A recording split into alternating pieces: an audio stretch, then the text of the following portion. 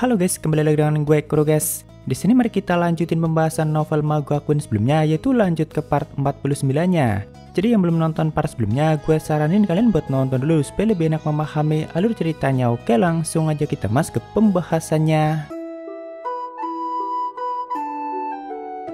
Jadi setelah berhasil memasuki pusaran mutlak dengan melahap cahaya kekacauan di pusaran itu, Noah pun akhirnya berhasil untuk memasuki dunia jurang, yaitu dunia Revisnik. Tentu saat itu ada banyak info yang dia serap, yang bahkan salah satunya sempat membuat Noah sampai terdiam cukup lama.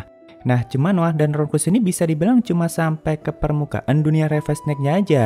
Jadi belum sampai masuk ke dalam dan menjelajahi dunia itu. Karena di saat Noah memanggil dan bertanya dengan suara kerasnya, sama sekali tidak ada tanda-tanda penghuni dunia itu yang menjawabnya. Ya walaupun dari situ mereka sudah bisa melihat dunia jurang itu seperti apa. Saat itu mereka pun bisa melihat langit, lautan, dan bintang-bintang di dunia itu yang semuanya berwarna merah darah. Semua lautan dan bintang di dunia itu seperti saling mengamuk satu sama lain dan menciptakan suara yang sangat mengerikan. Ya intinya dunia jurang itu memang sangat mengerikan.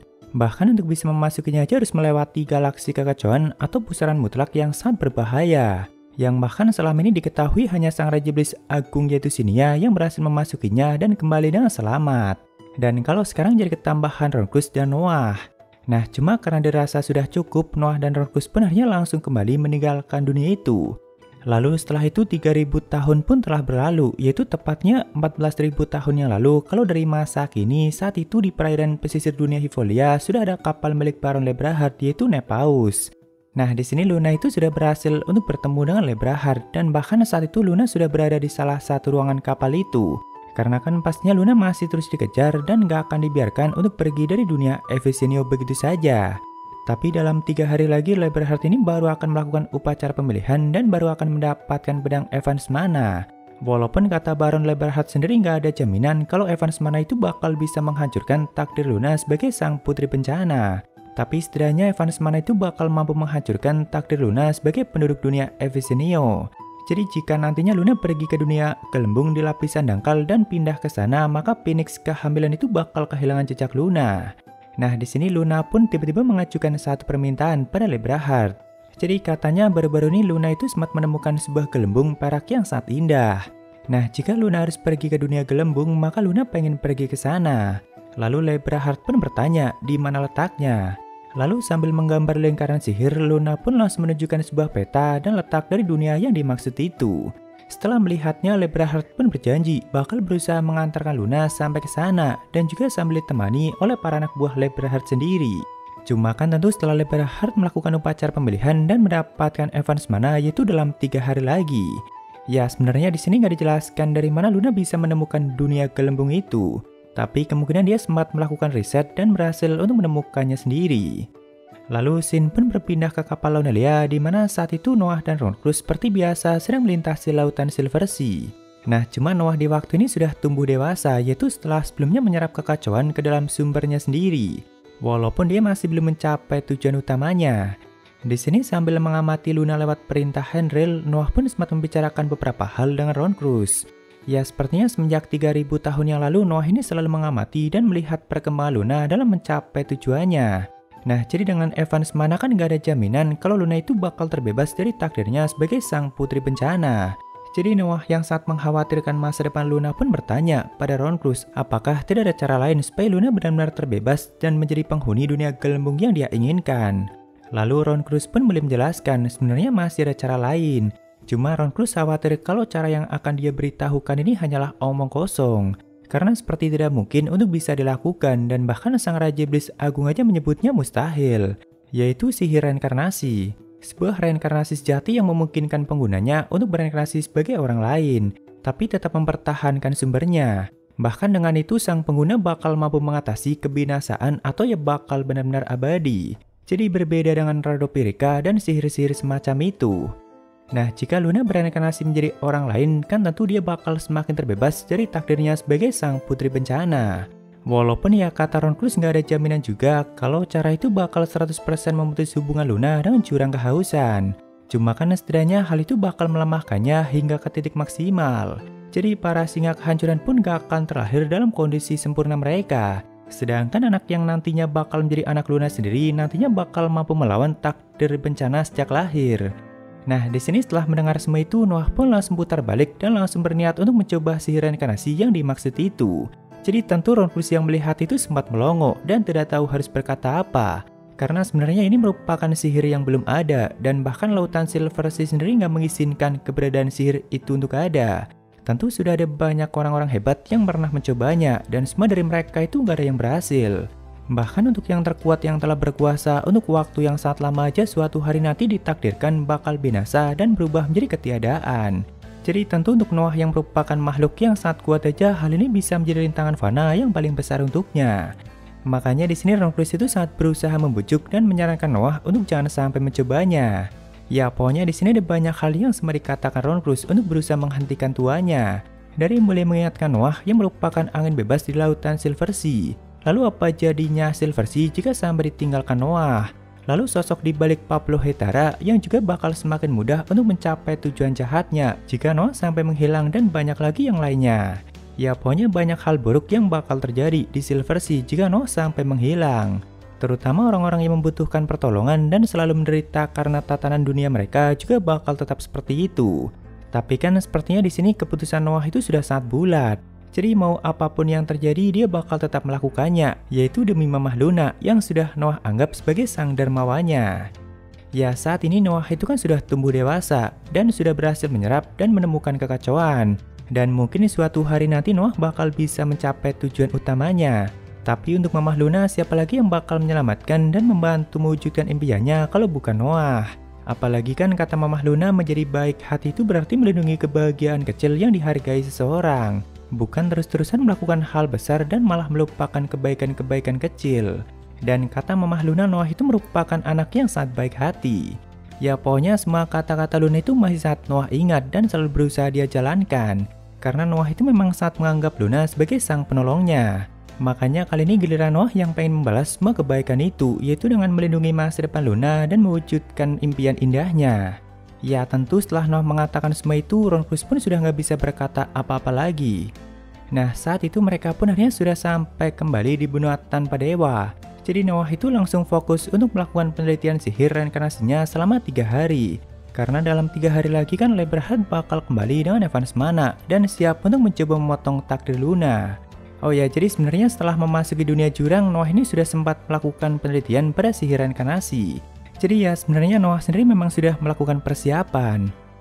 Lalu singkat cerita setelah 3 hari kemudian, saat itu Noah dan Ron Plus pun sudah kembali menaiki kapal Lonelia dan sedang melintasi lautan Silver Sea.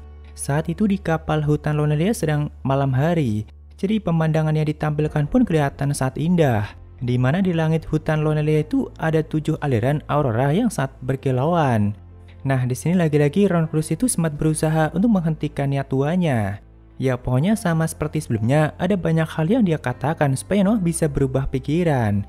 Cuma kan keputusan Noah itu sudah sangat bulat, dan bahkan di saat Ron Plus bertanya, apakah bahkan jika ribuan kematian menghalangi jalan Anda akan tetap melakukannya? Noah itu hanya mengatakan sebuah pertanyaan yang bodoh, karena ya tentu Noah bakal tetap melakukannya. Cuma Noah sendiri juga sempat balik bertanya, apakah kau pikir aku akan kalah? Ya sepertinya walaupun gak ada jaminan Noah bakal berhasil melakukannya, tapi Noah yakin gak akan sampai lenyap ataupun kalah. Jadi ya begitu Noah memberikan perintah pada Ron Plus untuk tidak perlu menunggu, Ron Plus pun hanya bisa patuh. Nah tak lama kemudian tiba-tiba ada sesuatu yang menabrak Lonelia dengan sangat keras dan sampai menciptakan guncangan yang cukup dahsyat. Lalu setelahnya muncul kapal lain dan satu penyusup yang dengan gesit langsung menerobos penghalang di kapal itu. Jadi aurora yang di kapal itu pun langsung hancur dan langsung digantikan dengan kegelapan yang sangat pekat. Di sini Ron Plus yang sudah menggunakan mata sihirnya pun langsung berniat untuk menyingkirkan sang penyusup itu. Cuma kan Noah langsung menyuruh Ron Plus untuk tunggu dulu. Karena yang datang itu sang Raja Iblis pertama, yaitu Amur. Makanya Ron Plus yang sudah menggunakan mata sihirnya aja nggak mampu untuk melihat pergerakannya. Nah, jadi seperti yang kita tahu, kalau para Raja Iblis di wilayah 12 dunia dalam itu kan nggak terlalu akrab dengan Noah, kecuali Horsevi. Bahkan beberapa di antaranya mungkin malah saat memusuhi Noah dan benua tanpa dewa. Tapi tidak dengan Amur yang bahkan mereka ini sudah menjadi teman dekat. Nah, di sini Noah pun langsung mengatakan, kupikir kau selalu menyapa ketika kau menghancurkan kapal. Sedangkan Rorkus juga mengatakan, selamat siang Raja Iblis pertama dan sekaligus tiran penghancur. Saya harap Anda tidak menghancurkan kapal sang perampas untuk bersenang-senang. Lalu dilanjutkan lagi oleh Noah yang bertanya, "Sudah lama tidak bertemu Tuan, kapan terakhir kali kita bertemu?" Ya seperti biasa Noah kalau manggil orang lain itu pakai sebutan Tuan. Sedangkan Amur sendiri menjawab, "Kurasa itu hanya 2 atau 300 tahun yang lalu." Nah, jadi Noah ini kan sempat mendengar rumor kalau Amur itu sudah mati. Makanya di sini Noah pun bertanya, "Di mana dan apa yang kau lakukan?" Cuma karena Noah kelihatan sama sekali nggak terkejut, jadi Amur pun lebih dulu menanyakan ekspresi Noah itu. Lalu Noah pun menjawab, "Karena tidak mungkin kau mati." Mendengar itu, Amur pun sampai tertawa puas. Jadi ternyata sebelumnya Amur itu sempat melakukan perjalanan untuk melihat pusaran air mutlak atau galaksi kekacauan. Nah, cuma karena Amur yang melakukannya, makanya di sini Noah pun langsung berkata, "Aku yakin kau sudah melampauinya, Tuan." Tapi kata Amur masih belum, walaupun baginya itu bukan masalah yang sulit, karena ternyata Amur mengharapkan sesuatu yang sedikit berbeda. Walaupun ya di sini belum dijelaskan apa itu. Ya, jadi selama 3 hari sebelumnya Noah itu kan terus melakukan penelitian sihir di benua tanpa dewa. Jadi otomatis orang-orang hebat di wilayah perairan sini ya bisa langsung tahu kalau Noah itu sedang mencoba mengembangkan sihir reinkarnasi, termasuk sang Raja Iblis pertama ini. Makanya dia memutuskan untuk datang ke sini dan menyusul Noah untuk menghentikan niatnya. Karena nggak mungkin Amur bakal membiarkan Noah mati sia-sia begitu saja. Cuma kan tentu Noah sendiri juga sudah nggak mungkin untuk dihentikan. Makanya di sini akhirnya Noah pun bakal menunjukkan pada Amur kalau khawatirannya itu hanyalah tanpa alasan. Sedangkan Amur sendiri juga bakal mengetes kekuatan Noah dan juga sekalian menunjukkan teknik baru Amur yaitu Egil Kron Angdroa. Nah, awalnya di sini Amur itu sempat menciptakan sebuah garis dengan cahaya kekuatan magisnya. Lalu meminta Noah cobalah untuk melewati garis itu. Baru setelah itu Amur pun mulai melepaskan kekuatan magis kolosalnya yang sampai mengguncang hutan Lonelia dengan hebat. Sedangkan Noah yang sudah memasukkan Ronkrus ke dalam bayangannya mulai menciptakan septagram hitam di depannya yaitu Dem Eve yang juga semakin mengguncang lautan itu. Ya, ini merupakan mantra andalan Noah yang mampu memperdalam sihir sampai mendekati level jurang. Lalu diikuti dengan serangan dahsyat Noah yaitu Dogba Asibara. Jadi saat itu muncul bintang biru dengan kekuatan dahsyat yang langsung melesat ke arah Amur. Tentu Amur yang melihat itu malah semakin girang dan juga mengatakan, "Kau memang tidak pernah berhenti untuk membuatku takjub." Dan juga sambil menciptakan spiral 7 lapis yang juga diselimuti dengan partikel hitam yang sangat mengerikan. Lalu dari situ muncullah api kiamat yang bahkan terus menghancurkan ruang yang dilaluinya dan mengubahnya menjadi abu hitam. Jadi saat itu langsung terjadi bentrokan kekuatan yang sangat dahsyat antara Dogba Asibara melawan Egil Kron Angdroa. Bahkan ledakan-ledakan yang terjadi akibat bentrokan itu sudah setara dengan ledakan besar dari sebuah gelembung perak. Lalu setelah beberapa lama dan bentrokan kekuatan itu mulai mereda, mulai terlihat kembali sosok Noah dan Amur yang sama-sama tidak mengalami luka apapun. Cuma karena dirasa Noah masih sekuat biasanya dan tidak perlu khawatir, saat itu Amur pun langsung kembali pergi dengan perasaan lega dan juga mengatakan sampai jumpa lagi. Ya sebenarnya Amur ini cuma pengen mastiin aja dan juga sekalian pamer sihir barunya yaitu Egil Kron Angdroa. Karena dengan begitu kan Amur bisa melepas kepergian Noah dengan perasaan lega. Nah setelah itu di sini Noah pun langsung menggunakan Dafuel untuk menciptakan tubuh baru dengan bayangannya.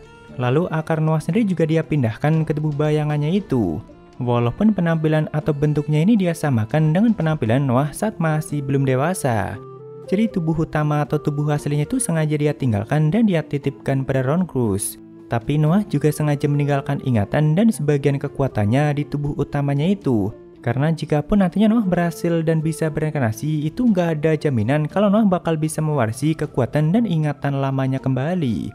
Makanya dia sengaja meninggalkannya di tubuh utamanya itu. Ya di sini setelah saling memberikan pesan dan salam perpisahan, Noah pun langsung terbang menuju tempat Luna berada. Jadi Noah itu hanya menggunakan tubuh bayangannya dan bahkan dia melintasi lautan Silver Sea itu tanpa menggunakan kapal. Tidak butuh waktu lama, saat itu Noah pun bisa melihat Luna yang mulai berusaha untuk pergi. Karena mulai ada yang mengejarnya dari Evisenio. Cuma karena bagi Noah orang yang mengejarnya nggak akan jadi penghalang, makanya Noah pun nggak terlalu memikirkannya. Karena saat itu yang jadi masalah besar itu jurang kehausan yang terikat dengan rahim Luna. Dan bahkan saat itu sudah mulai menyebar. Lalu tak lama kemudian, kapal milik Leberhard pun mulai memasuki kegelapan yang mulai menyebar dari jurang kehausan. Tentu di sini Leberhard kembali dengan Evans Mana yang sudah berhasil dia dapatkan dan juga bersama para anak buahnya.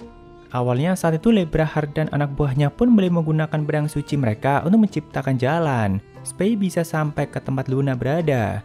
Jadi perlahan kegelapan yang menerjang mereka pun mulai disingkirkan oleh cahaya dari pedang suci yang mereka ciptakan. Walaupun hal itu nggak berlangsung lama, karena dengan cepat kegelapan dari jurang kehausan itu mulai melahap semua cahaya itu kembali. Ya pokoknya di sini mereka itu benar-benar berjuang untuk bisa sampai ke tempat Luna. Cuma kan kekuatan dari jurang kehausan itu memang sangat mengerikan. Sampai akhirnya Noah pun sengaja membukakan jalan untuk mereka. Jadi saat itu kekuatan kehancuran dari jurang kehausan yang boleh mengamuk seketika langsung ditebas oleh Noah dengan menggunakan kekuatan kehancuran yang sama. Tentu para anak buah Baron yang melihat itu langsung bersorak-sorai. Walaupun mereka nggak mampu melihat siapa yang sudah melakukannya. Hanya Baron Leberhard sendiri yang sempat melihat Noah walaupun sekilas. Karena Noah melakukannya itu dengan sangat cepat. Nah begitu jalannya terbuka, Baron pun langsung menggunakan Evans Mana untuk mencoba memotong takdir Luna. Bahkan dia sampai menyatu dengan Evans Mana karena saking kuatnya kekuatan dari jurang kehausan yang terikat dengan rahim Luna. Cukup lama Baron dan Evans Mana terusan melesat seperti komet untuk memotong takdir Luna. Sampai akhirnya dia pun berhasil membelah rahim Luna bersama dengan jurang kehausan. Jadi intinya saat itu dia berhasil memotong keterikatan rahim Luna dengan Phoenix kehamilan. Walaupun gak sepenuhnya terputus. Karena bahkan di saat-saat terakhir dan Luna berhasil terbebas, pedang Evans Mana itu sampai patah dari sumbernya. Lalu setelah itu Evans Mana ikutan tertelan bersama Luna ke dalam arus dari Silver Water Holy Sea. Nah setelah tertelan dan tenggelam ke dalam arus Silver Sea inilah Luna itu akhirnya sampai di gelembung perak yang dia inginkan, yaitu dunia Elanesia tempat Chalice berada, atau dunia sebelum dunia Militia ada. Baru setelahnya tak lama kemudian Noah pun ikut memasuki gelembung dunia itu. Cuma kan Noah masuknya itu langsung ke alam para dewa, yaitu tempat awal dan akhir dari dunia itu. Karena dari situ Noah bakal mulai menghancurkan tatanan dunia itu dan juga mulai meletakkan dasar dari sihir reinkarnasi yaitu Sileka. Cuma kita lanjutkan di part selanjutnya guys. Ya mungkin segitu aja untuk pembahasan kali ini, dan jika ada kesalahan gue minta maaf atau kalian bisa koreksi aja di bawah. Thank you, sampai ketemu di video lainnya. Salam kuru guys.